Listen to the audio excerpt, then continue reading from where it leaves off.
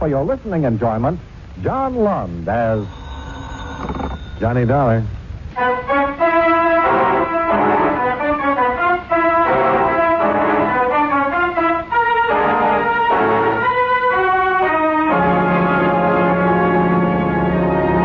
Expense account submitted by Special Investigator Johnny Dollar to the International Insurance Corporation, International Building, Hartford, Connecticut. Attention Claims Division. The following is an accounting of expenditures during my investigation of the Madison matter. Expense account item 1, $1.30. Cab fare downtown to the International Building. I went up to the 10th floor in Paul Dupre's office to find him sitting across the desk from a tall, dark-haired woman in her early 30s. She was pretty, she was quiet, she was well-dressed. Oh, hello, Johnny. Come on in. Hi, Paul. This is Mrs. Walker, Mr. Dollar. How do you do? How do you do? Sit down, Johnny. Make yourself comfortable. Mrs. Walker came to see me this morning with a most unusual story. Something Johnny. about being dead? Yes. Mrs. Walker, Mr. Dollar will be handling this matter for International. I wish you'd tell him exactly what you just told me. Well, there really isn't much to tell you, Mr. Dollar. It's just that I'm legally dead and my husband has collected on my insurance policy. What's your husband's name? Frank Madison, Dr. Frank Madison. I took the name Walker when it happened. It was my maiden name. My married name is Thelma Madison. Where does your husband live? In Los Angeles. I made a file check before you came over, Johnny. We issued a straight life policy on a Thelma Madison in Los Angeles, April 23rd, 1945. According to this, Mrs. Madison passed away June 5th, 1951. Claim was filed by the beneficiary, husband, Dr. Frank Madison, June 7th, and paid on the 10th of that month. Frank Madison, that's your husband? Huh? Yes. How much was the policy? Full claim, $10,000. Who adjusted it? A local man, Los Angeles office, McCarthy there.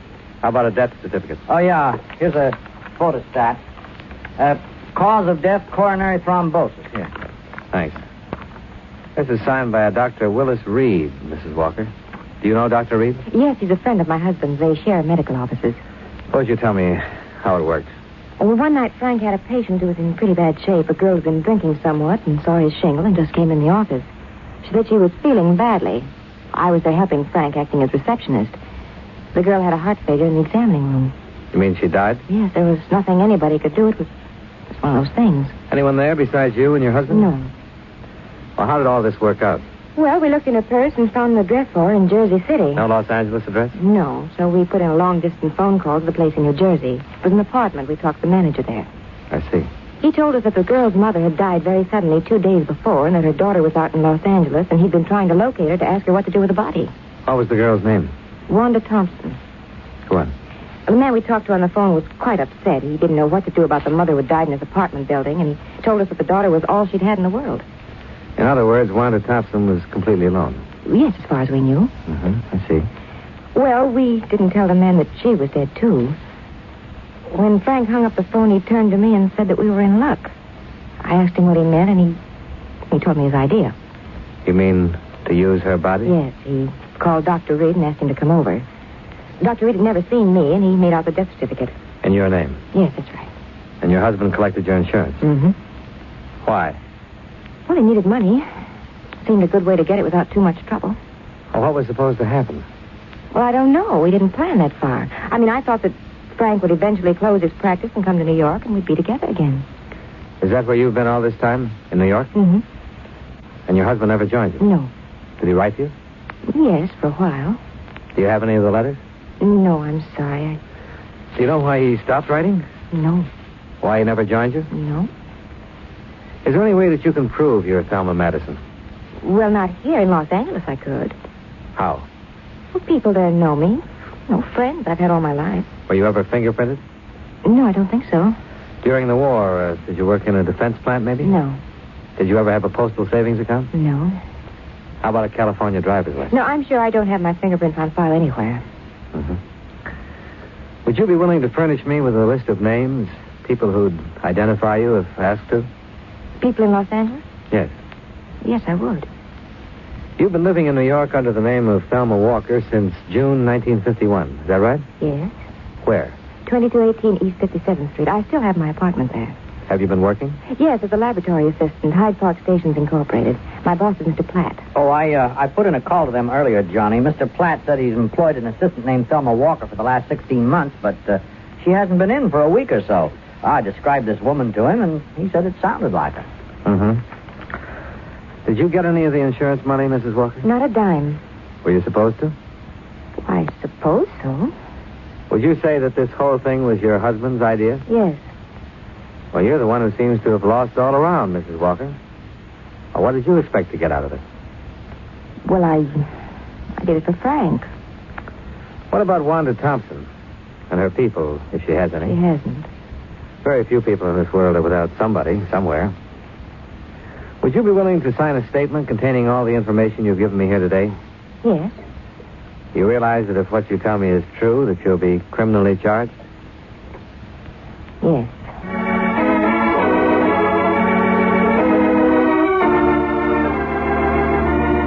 By 5 o'clock in the afternoon, a statement had been prepared. Thelma Walker signed it without hesitation. I talked with Dupre in the outer office.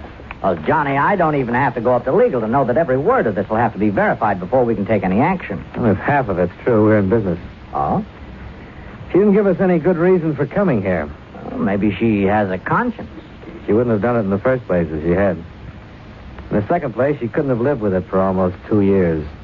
And in the third place, there's an awful lot of coincidence. Yeah, but suppose it's true. Well, then it's the neatest thing since the ball bearing. What worries you most? What I said before. She might be a crackpot with a good imagination. Well, let's find out.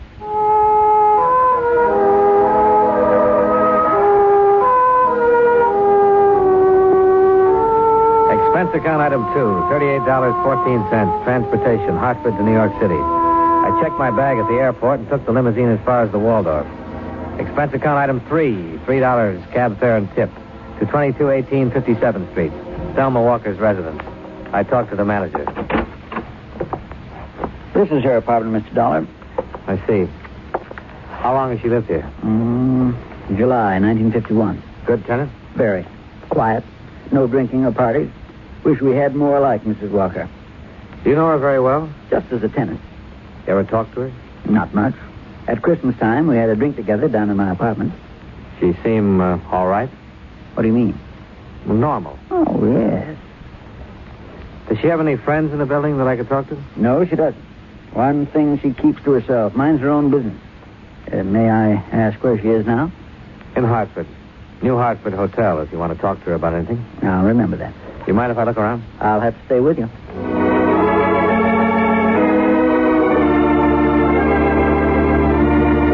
I found nothing in Thelma Walker's apartment that would help verify or disprove her story. An hour later, I located Mr. Platt, the proprietor of the Hyde Park Laboratories where Thelma Walker worked.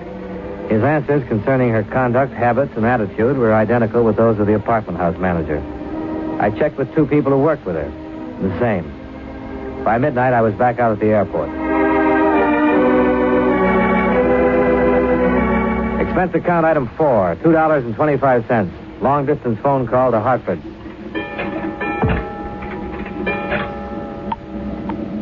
Here's your party. Hello? Hello? This is Johnny Dollar. Oh, hi, Johnny. What'd you find out? All clear here. Her story checks out about living in New York. Well, we better go on with it then. Oh, I have some news. I talked to the coroner's office in Jersey City. Oh? Mabel Claire Thompson, age 61, died there June 3rd, 1951. The body was unclaimed and the county buried her. They were unable to locate her only known kin, a daughter, Wanda Thompson. She's believed to be in Los Angeles. See if you can find a picture and some prints on Wanda Thompson. All right, Johnny.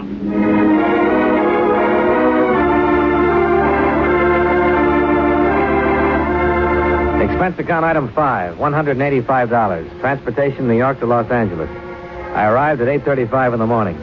By 9:35, I was in my room at the Stadler sleeping. At 4 o'clock in the afternoon, I awakened, shaved, and had something to eat. There was a special delivery airmail folder for me at the desk. It was from Paul Dupre. It contained a front and side view of Thelma Walker, along with a sample of her fingerprints and handwriting.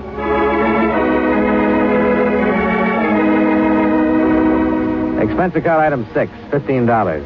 Car rental, so I could get around to very big Los Angeles. I caught a woman by the name of Quincy just as she was having a bite of dinner. Please excuse me for eating like this while you're here, Mr. Dollar, but I'm in a terrible hurry tonight. I have a date. Oh, that's all right, Miss Quincy. I'm intruding anyhow. No, not at all. You say you're from an insurance company? That's right. I thought perhaps you could help me. I'll try. What do you want? Well, I'd like to have you look at this. Mm-hmm. Do you know the woman in this picture, Miss Quincy? Well, she looks terribly familiar. Do you know her name? Let me think.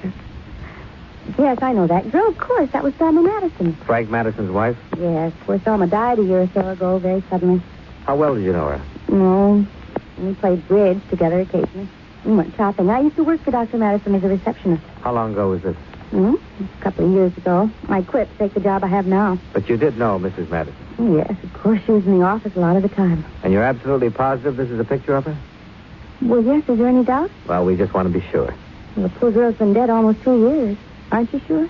Yes. You know, I don't think she's been exactly telling me the truth. I just had your name on a list, Miss Quincy. I was told you'd be able to recognize a picture of Thelma Madison if you saw it. Oh, who told you that? I'd rather not say. So mysterious. You want some coffee? No, thanks. Well, you look nice enough, I'll say that. Oh, thank you. Miss Quincy, when did you hear about Mrs. Madison's death? The day after it happened. I dropped in to see Dr. Madison about some things I'd left there, and he told me what had happened. It was quite a shock. She was always so healthy. I see. Did you go to Mrs. Madison's funeral? No, there wasn't one. Dr. Madison had her body cremated.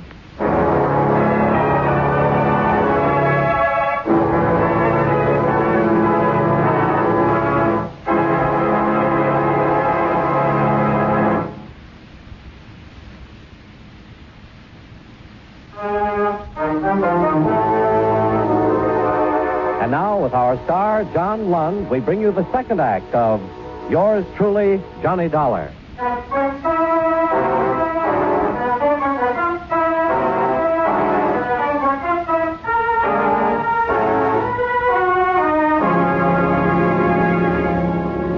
The Los Angeles police had a missing person report on Wanda Thompson dated June 21st, 1951. They'd been unable to get any leads as to her whereabouts. The reports had been filed by a man named Rexford. I looked him up. He lived in a small house off Laurel Canyon Drive. I told him my business. Insurance?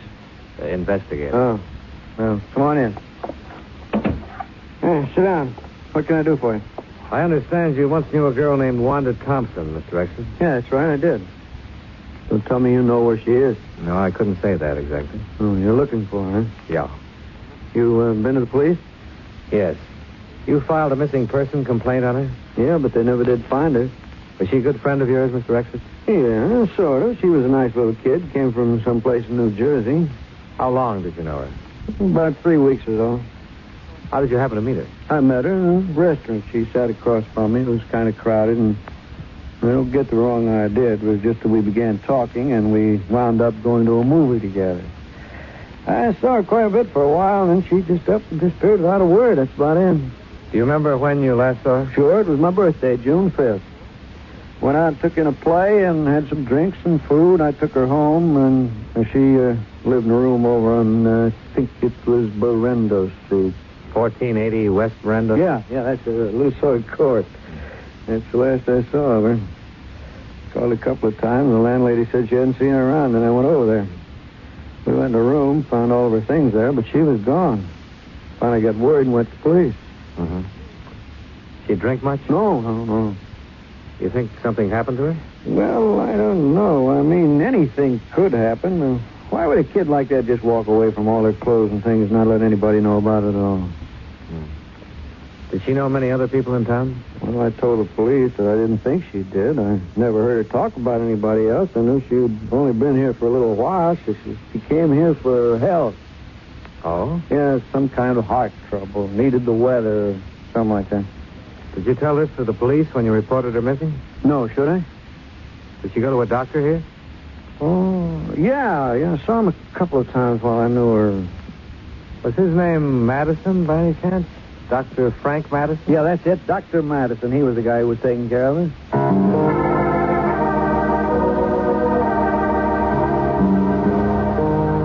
I spent another hour questioning Anthony Rexford. As far as he was able to remember, Wanda Thompson's heart condition had not been a serious one. Or at least she had explained it that way to him. After I left Rexford, I checked with the telephone company about the phone call Dr. Madison was supposed to have placed to Jersey City the night of Wanda Thompson's death. They had no record of any such call being completed. I decided to try Dr. Madison himself.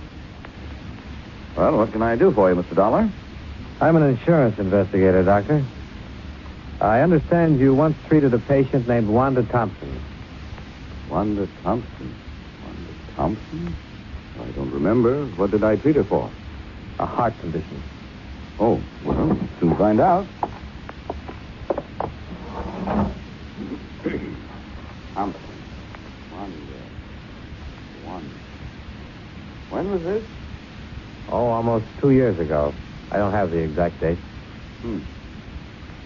Well, I don't have a Wanda Thompson in my files, Mr. Dollar. Was it something important? Pretty important. Well, she might have come in once for some little thing. I wouldn't make a history of that necessarily. A man she once knew here told me that she came to you a few times. Could have been another Dr. Madison? No, she told him it was you. That's funny. Well, say, now, wait a minute. You say this was 2 years ago? About that. My wife was acting as receptionist for me then. She wasn't too good at keeping records. Oh. You suppose I could talk to her and ask her? My wife is dead, Mr. Dollar. Oh. I'm sorry I can't be of more help. I thought every doctor kept a record of all his patients, even if they just came in with a nosebleed. As I said, my wife wasn't too efficient at her job here. Oh, yes. You did say that, didn't you, Doctor? What is this, Mr. Dollar? My chance to get a look at you. What do you mean by that? I'll come right out and say it, Doctor. You should have kept a file on Wanda Thompson. You should have kept that above all other things. The fact that you don't have one is going to make me believe a lot of things that I haven't really believed up till now. What things? What on earth are you talking about? I talked to a woman in Hartford, Connecticut 4 days ago who told me her name was Thelma Madison. She said she was your wife. She said that Wanda Thompson died in your office one night and that you identified the body as your wife. What? And what's more, you collected $10,000 worth of insurance on her. Here's her picture, Doctor. Is this your dead wife? Well? All right, I'll tell you. It is your wife. And she's still very much alive. And the story she told me in Hartford is pretty much the truth. I've never seen this woman before in my life. That's funny. 14 people in Los Angeles who knew her pretty well have seen that picture, and all of them say her name is Thelma Madison and she was your wife. I've talked to every one of them, and I've got statements from them to that effect. And what's more, I have a rather long statement from Thelma Madison herself. Tells the whole story. Would you like to read it? No. Then maybe you'd like to make a statement yourself. I have nothing to say, Mr. Dollar. No, I didn't think you would, Doctor.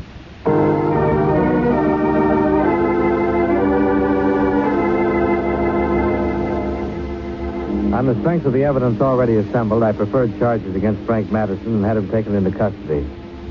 He refused to talk with the police or with me about any of the charges of which he was accused. He was held without bail pending investigation.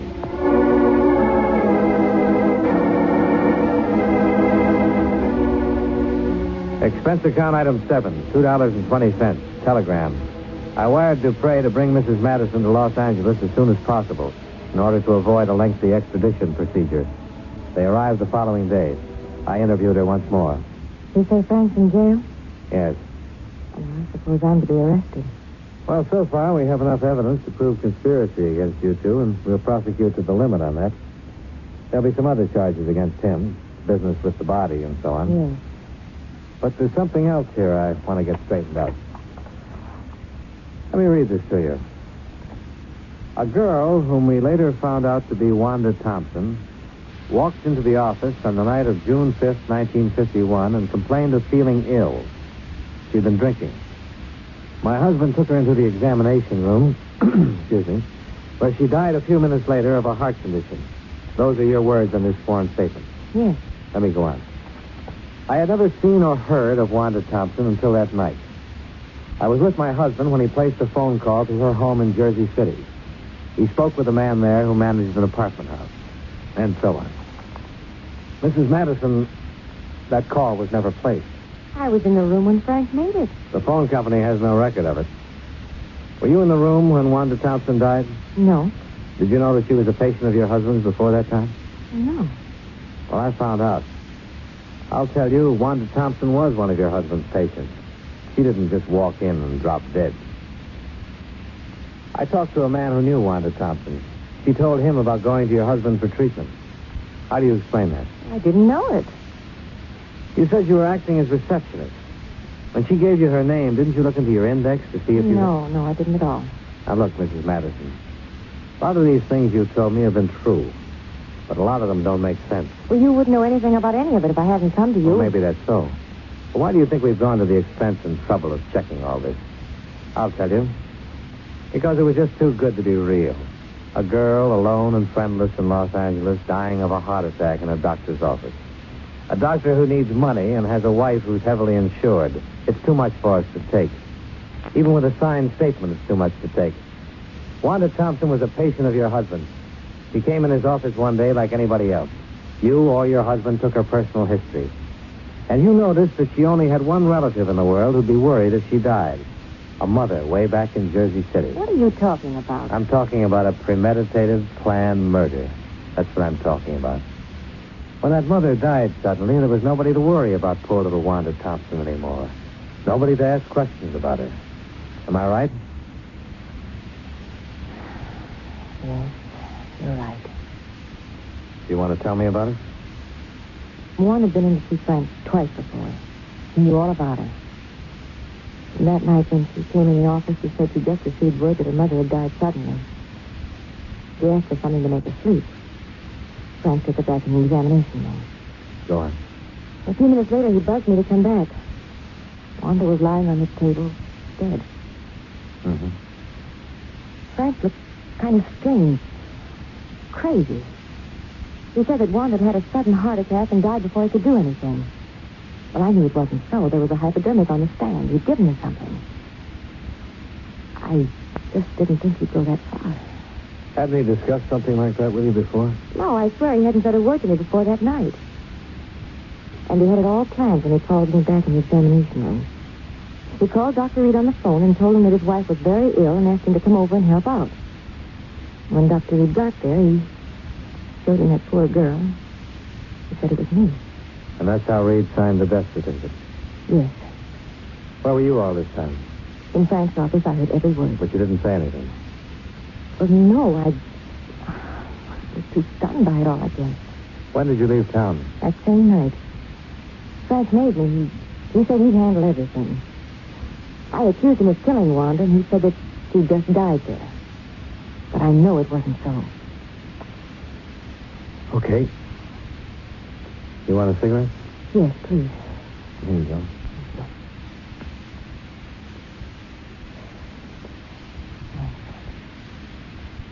Oh, I'm glad it's all over now.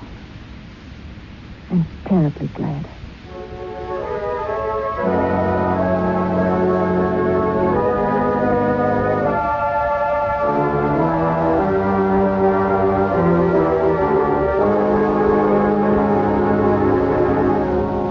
Expense account item 8, $73.50. Board and room, Holland, Los Angeles. Expense account item 9, $205. Planes fare to Hartford. Expense account total, $525.39. Yours truly, Johnny Dollar.